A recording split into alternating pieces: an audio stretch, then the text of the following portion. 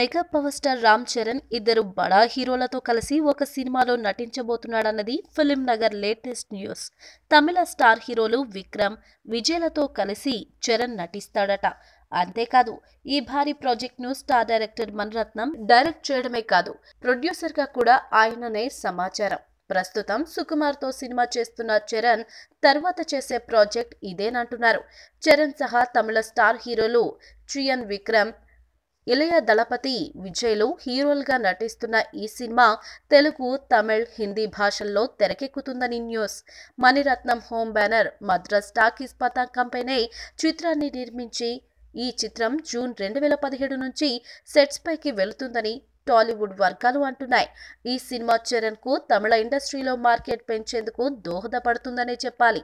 ఈ వీడియో మీకు నచ్చినట్లయితే సబ్స్క్రైబ్ చేయండి. ఫిలిమి స్టార్స్ బోలెడంత న్యూస్ బోల్డ్గా.